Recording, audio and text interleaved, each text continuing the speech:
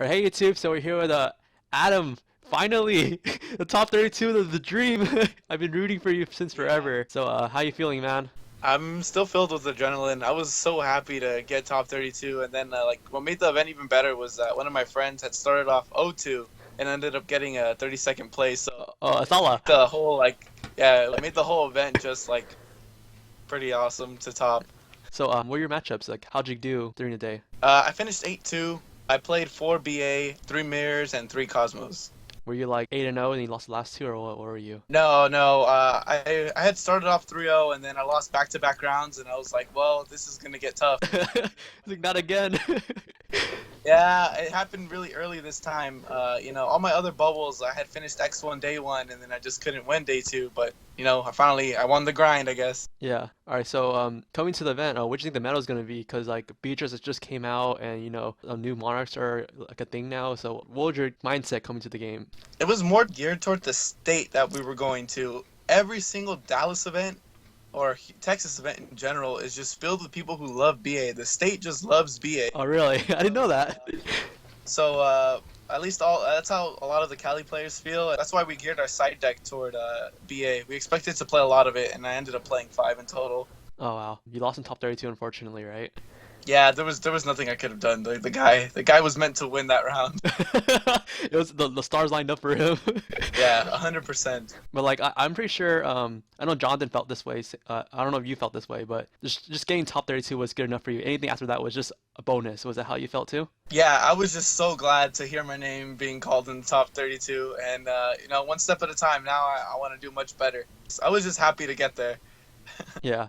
All right, so we'll just go over the deck list real fast. I know the ban list came out and the deck changed, but you still have some interesting cards in here. So we'll go with the deck list and then we'll talk a little bit more about you and specifically what's the future. So let's talk about the deck. All right, so you have Double Maxi, Rescue Rabbit, Triple Master, Double Vector, one Eccentric, Triple Ariande, one Luster, one Key Turtle, double Lizard Jaw, one Monkey Board, Triple Sorcerer, one Silver Claw, one Scrollcrobat Joker, Triple Hamster.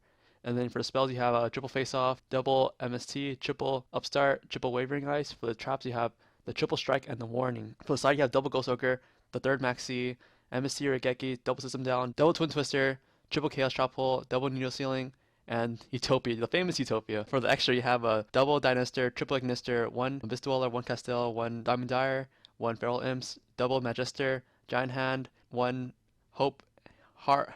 I never can pronounce this one. Number 38. One Utopia and one Utopia Lightning. All right, so first off, you see here is like, it's not really standard. I would say it's more what's up with the rescue engine up in here. The rescue engine, it just seemed very strong going into this last event, especially with Face Off. I guess just because we were seeing Face Off probably disappear, and especially since it got announced that it was going to 1, it was just a card that synergized with Rescue Hamster a lot, especially with the whole Ariadne thing. You draw one Ariadne and a Master, you draw Face Off and Master, you automatically have 2 more Pendulum monsters, and it made it so much easier just to make Dynastor and protect your scales, and that made it really, really important going into sided games where you expect people to Ghost Ogre you. So you would just do that to secure your play and your Pendulum Summon. You don't have to worry about Monkey Board getting wrecked. Okay, so the rescue hamster was more for the pendulum effect or the monster effect? The monster effect, the pendulum effect happened very, very, very, very rarely.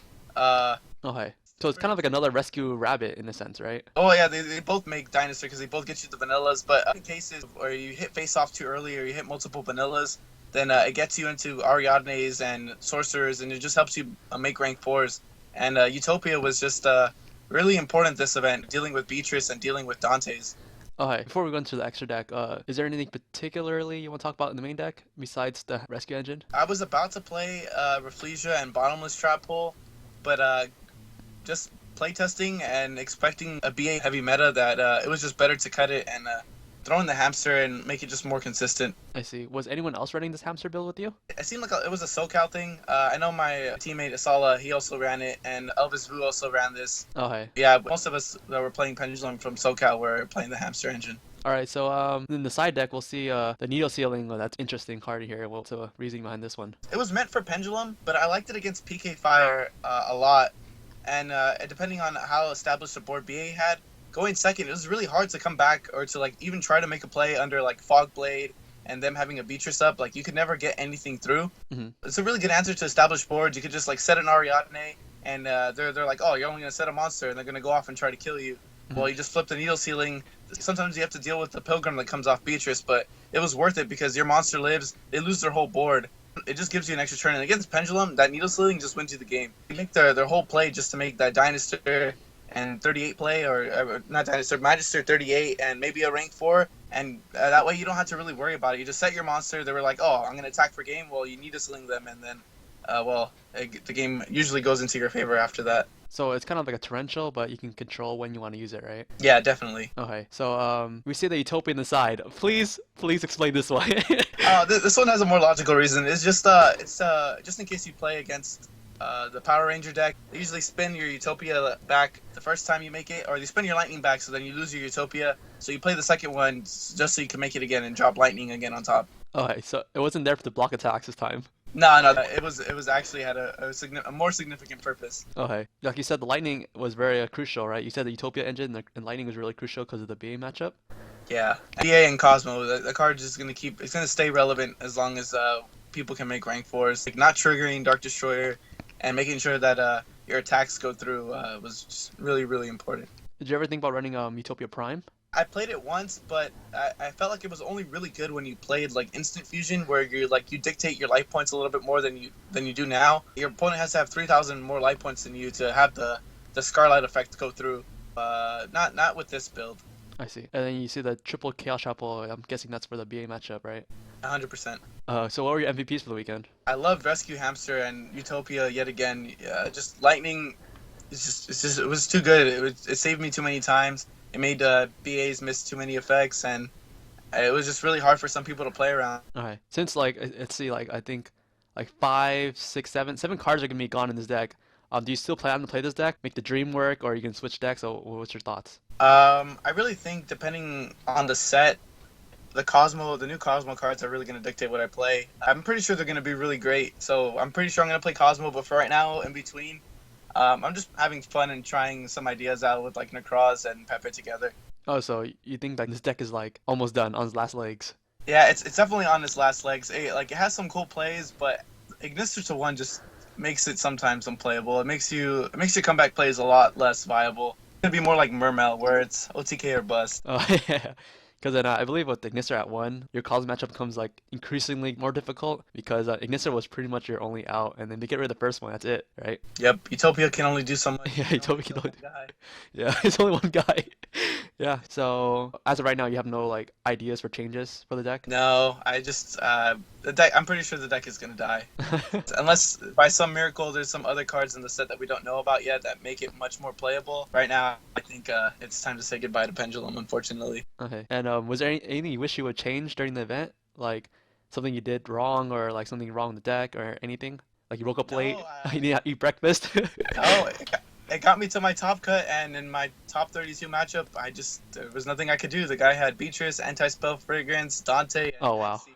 Oh Jesus. And he went first, and I drew 6 Pendulum cards, so there was nothing I could do. Yeah, I felt maybe, I don't know, maybe a third Twin Twister could have saved me there, but I mean, I don't know how much more playable my hand would have been. I see. So how was the event for you beside like, topping, like, was Houston a nice place? I've gone to Texas a lot. Texas has a lot of events, but yeah, like I said, what made the event so special was I guess not just one of my teammates topped, but Jonathan Gomez also topped, and like there was just so many stories throughout the weekend that made it a really great weekend for me in addition to my top. I'm just looking forward to the next event and doing it again.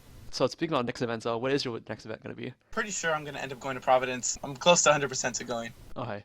And then nationals for sure, right? Yeah, the sleeves look really nice. The mat looks really nice. I just hope the format complements everything.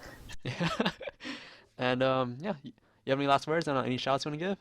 I want to give shout outs to the High Council, Blackstone Games, to Ramon, and to Elvis. Elvis helped me make my deck, and I made some last minute changes because of him. I played him in Swiss, and I beat him, so I'm just glad that his advice didn't go in vain and actually got my top. Did he top as well or no? No, he ended up. We played each other as X2s. Whoever won had to carry on the torch. Yeah. All right. So That's pretty much it. Congrats again. One of my favorite duelists in SoCal. Well, probably in all of Yu-Gi-Oh! Actually. He's well deserved. Well deserved, Adam. Very well deserved. Yeah, so that's pretty much it, YouTube, and we'll see you next time. We'll see you at Top 64 at Nationals, man.